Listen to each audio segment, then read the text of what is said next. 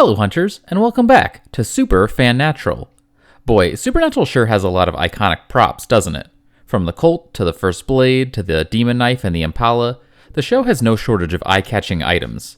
Most of these objects have some degree of lore to them. However, there is one iconic accessory for which we don't really have a backstory, and it's one that was with the show from its very beginning. For the first 4 seasons of the show, Dean wore this weird necklace, and while it doesn't get acknowledged often, it still became an important part of his ensemble. Now, if this thing ended up just being a piece of jewelry, then it wouldn't really need much of a backstory. But we eventually learn that it's actually a magical amulet that can detect the presence of God. That feels like it needs an explanation, right? Yet we never find out where this thing came from or who made it. We do get a few details about this thing here and there, but not nearly enough to piece together a story based solely on what's said on screen. In this video, I'll go over 2 theories that I came up with to try and give some lore to this iconic amulet. First, let's go over the few things we actually do know about this mystical trinket. Design-wise, it's pretty straightforward.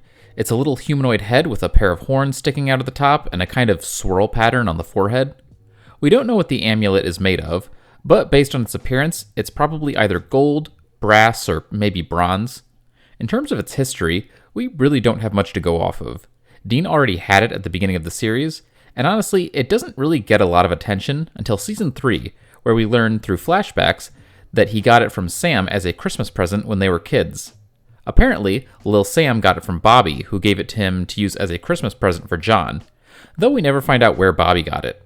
In Season 5, Castiel reveals the necklace's god-detecting power, a property that Bobby was unaware of. Cass takes the necklace to go search for God.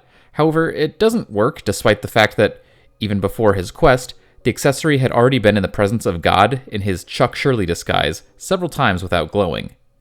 Later in the series, Chuck reveals that he intentionally turned off the necklace so that it wouldn't give away his cover. He flips it back on and allows it to lead the Winchesters to him, and after that, the necklace doesn't really get any more lore. Or does it? In Season 14, we learn that the angel Joshua made a very similar looking amulet sometime after being expelled from heaven back in Season 8. Joshua's amulet looked very similar to Dean's, but it worked just a little differently. Instead of glowing in God's presence, this one acted as a direct prayer hotline, allowing whoever held it to DM the Lord. We don't get any information about how Joshua made his necklace, but it is interesting that his let people talk to God, considering that he was one of the very few beings that the big man would communicate with during his extended vacation. Beyond all of that, we really don't get any more information about these necklaces. Okay, so basically, we have no solid clues as to when, where, why, how, or by whomst this piece of gaudy godly jewelry was made. So, where do we even start? Well, I think the most obvious question to tackle first is, who or what is this little horned dude? I mean, this figure has to mean something or be someone, right? And if we can divine the meaning behind this divine design, it may give us a lead on some of our other questions. So, who dis? In terms of the face, there's not much detail other than the eyes, which seem to either be closed or possess horizontal line pupils, kind of like a goat. It's also got elongated earlobes and a little swirly-do above the forehead, but by far, the most noticeable feature are these horns right here.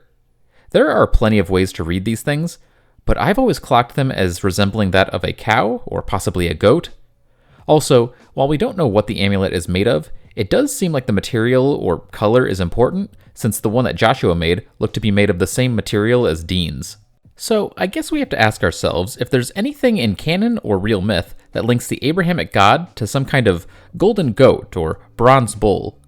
Anyone familiar with the Old Testament should have alarm bells going off right now, because there is in fact a very famous tale of this particular god having beef with a big golden cow, or rather a golden calf.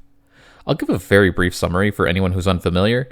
Basically, after leading the Hebrews out of Egypt, the prophet Moses took a trip up a mountain in order to meet with God. He was gone for quite a while, and in his absence, his people lost faith in him and his God.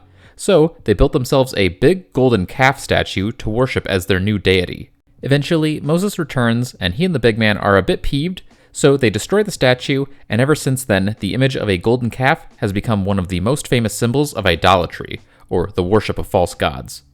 So, we've got a mysterious gold relic in the shape of a figure with cow-like horns that is somehow linked to a god who was very famously replaced by a golden cow. Could the amulet be connected to the golden calf? I definitely think it's possible. In fact, I think it could even be made from a piece of the forbidden cow. I think it's possible that God wanted to repurpose one of the most blasphemous icons of all time and turn it into a symbol of his presence. But why? Well, maybe it was meant as a warning or a protection against the worship of false gods.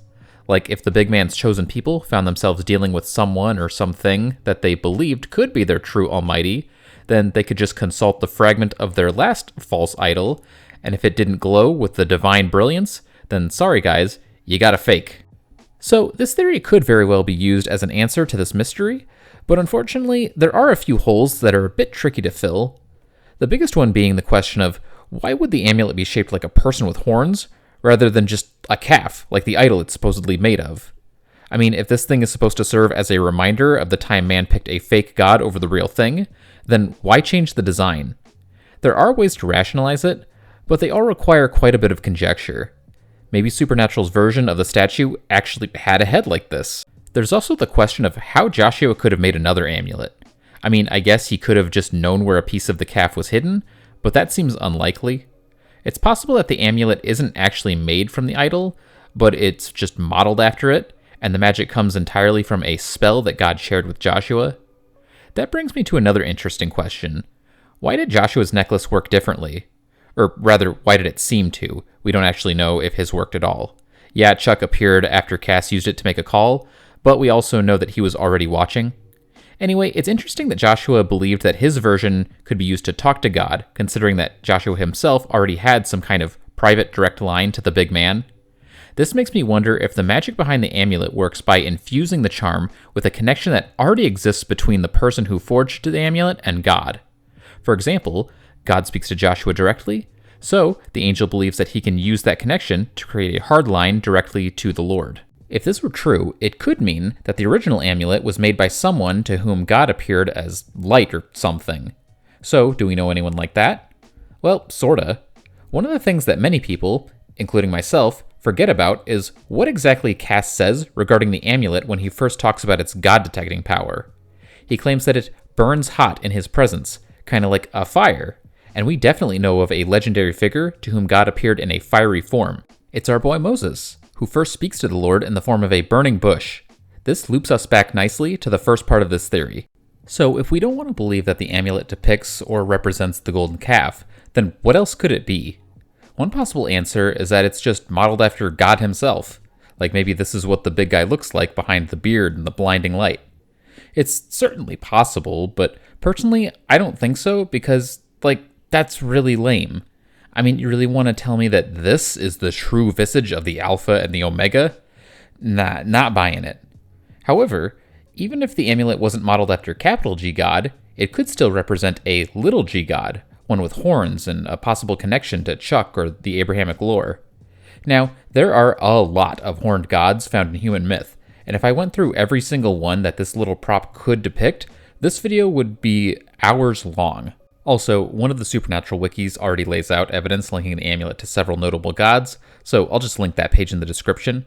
However, there is one god that wasn't discussed there who I feel could be a good candidate for the amulet's mysterious model, and it's one you've probably heard of, the Greek goat man god, Pan. Pan is a god of, among other things, the wilderness. He's associated with the primal animalistic aspects of nature, which you could probably guess from his appearance. Instead of just looking like a regular dude, Pan has the head and upper body of a man, but the legs and horns of a goat. Pretty striking figure, but what exactly makes him a suspect in this mystery? I mean, yeah, he's got the whole man-goat thing going on, but other than that, there doesn't seem to be much connective tissue here. Well, it might surprise you, but Pan actually has quite a history with Christianity. Just from looking at him, you might be able to pick up on one connection between them. Pan looks just like the devil, or at least how the devil is portrayed in popular art. That's not a coincidence. If you ever wondered why we associate Satan with goats, it's due in part to early Christians really wanting to tie this one Greek god to the ultimate evil. Why? Well, to super vastly oversimplify, Pan embodied a few things that the church really wasn't a fan of. As a god of the great outdoors, he's associated with an attachment to the physical world, And while Christianity isn't like inherently anti-nature or anything, they really want you to focus on heaven rather than the earth. Also, Pan symbolizes humanity's animal nature, especially in one particular way. This dude is one of the friskiest motherfuckers in all of Greek myth, and that is saying something. So, not exactly a good Christian role model, yet he was very popular amongst Greeks. So, he had to be taken down. There's also this weird story about a sailor being told that the great god Pan had died, and as the news spread, the Christian movement held up this story as proof of the inferiority of the puny pagan gods. I glossed over a bunch of details and nuance there, but the point is, we've got a horned god with ties to the god that the amulet detects. So then, is this just like the last theory, where God reappropriates a false idol for his own purposes? Possibly, but I think there's another option that's more interesting. What if, like Chuck Shirley, Pan was a secret undercover character played by God himself? It sounds completely nuts, but hear me out. Supernatural's version of the Almighty actually shares a few similarities with this seemingly polar opposite Greek god. One characteristic that comes up several times regarding Chuck is his affection for nature. Joshua describes him as a gardener, and, as evidenced by Eden, his idea of a perfect paradise world is a big, luscious garden. Later, when the world was threatened by the darkness, Chuck refers to nature as one of the very few things he created that was actually genuinely perfect. Another thing both gods share is an affinity for music. Pan isn't the god of music, but he is a very talented musician. In fact, one of his most famous legends involves a king preferring his folk tunes over the melodies of the actual music god Apollo. Similarly, music isn't the thing that Chuck is most associated with, but it is important to him. When he returns in Season 11, he's given himself the ability to play guitar, and he signals his decision to take on the darkness with a rendition of Bob Dylan's Fare Thee Well. Maybe, after Chuck quit his day job as the Lord of Lords, he decided to take some time off to enjoy the good parts of the world that he made. I mean, we know for a fact that he did do something like that as Chuck. He admits as much to Metatron when he asks him what he's been up to since leaving heaven. So, he whips up a new form that's quite a bit different from his normal iconography, and gives himself the name Pan, which, by the way, is a word or prefix that's often denotes something that is all-encompassing or related to everything, kind of like God. He then wanders into the wilderness and spends his days just chilling in nature, hanging and banging and cranking out sick tunes. This would add a hilarious layer of irony to the Christianity versus Pan conflict, since the folks trying to spread Christianity would have been literally trying to demonize God himself, which feels totally on brand for the show. This explanation could also be used to add some depth to the whole great god Pan is dead story. Maybe once God saw that people were demonizing him in the name of him, he decided that his divine vacation was over, and he left in a way that made it seem like his character had died. But then where does the amulet come from? I don't know. The show never really covered Pan at all, so I can't really use any in-universe lore to come up with a story. But there are plenty of options if you use your imagination. Like, maybe when God decided to kill off his Pan character, he whipped up the charm and gave it as a gift to Pan's most loyal followers, as a way to let them in on his secret. Maybe it was made by a hunter pretending to be a Pan fan so that they could get close and take out the pagan. But then when they took their shot, God enchanted the necklace in order to make the hunter question their mission. I don't know, even without a solid explanation for the amulet itself, I just think the Pan angle is really interesting. Also, since I know I'm going to get comments about this, Pan doesn't appear in the show, so all of the satyr footage you've seen in this video comes from other sources, mostly The Magicians, which is a great show, you should check it out. The pickles of the dead will ruin Fillory. You must stop this, whatever the cost. But what do you guys and gals think? What kind of backstory would you give this prop? Let me know below. I'll have another video for you next month, but for now, carry on.